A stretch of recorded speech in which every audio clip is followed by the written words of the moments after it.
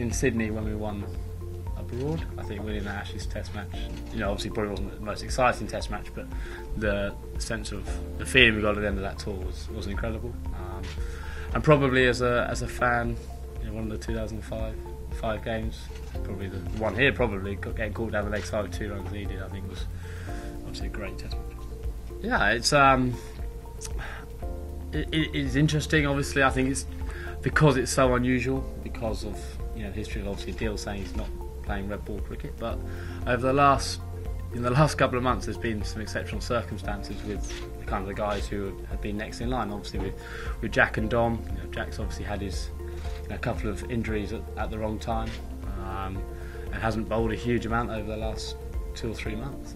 I played with him in the Lions game, and he's probably a little bit short of match practice and that rhythm which you need as a bowler. So and probably, I know Dom hasn't been injured, but the amount of cricket he's played as a very young spinner right at the beginning of his career.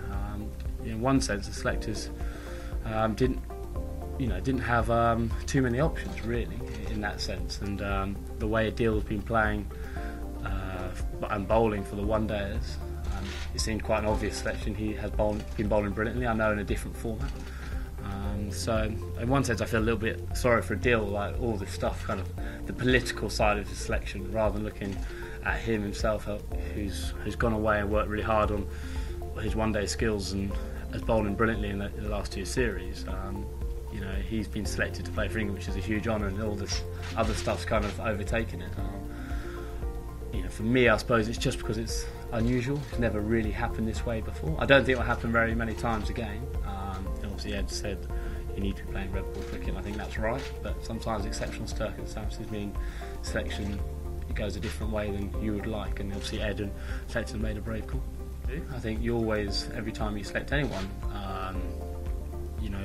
you understand there's going to be can be some implications to certain selections. So I said this is, I believe, a bit of an unusual circumstance. So these circumstances won't come up that often again. So I can understand why it's caused a bit of fuss, but I think we'll just get on. You just have to get on with it. Now I think we've got to look at the positives of it. We've got a different style of English spinner, with a little bit of mystery to him, who's bowling really well, and that should be what we should be excited about, not really what's happening with the off-field stuff and the Yorkshire stuff and all that. We should be concentrating on the positives rather than so called negatives. And as I keep repeating, I think it's just because of the circumstances we are in. Well, I think it's like a lot of these things. It's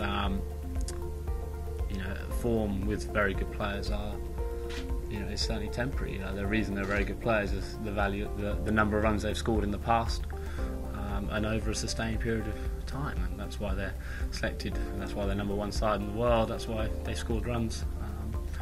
You can go a couple of innings with not scoring runs, and suddenly you get a score. Hit a couple away, and you start to get that rhythm and timing back, and you get a big one. That is the nature of the beast, certainly the top order batting. So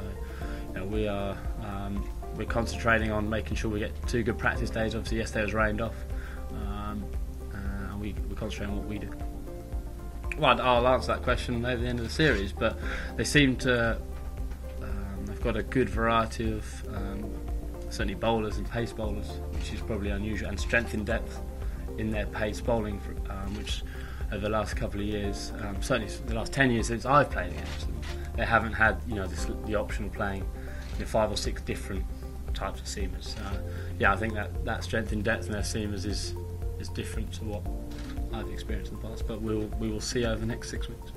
I think is what the question.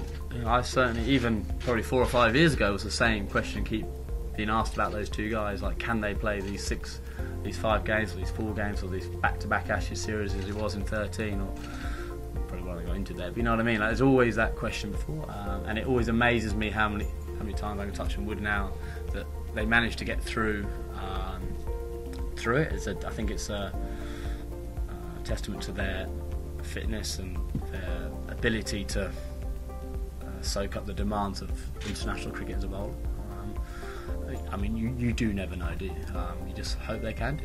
It's obviously a big test for them, but just because Jimmy's 36 today, you won't thank me for mentioning that, but I still find it amazing that those guys can do what they've done after bowling so many times for England. So hopefully they can. If they don't, it's an opportunity for someone else to step up.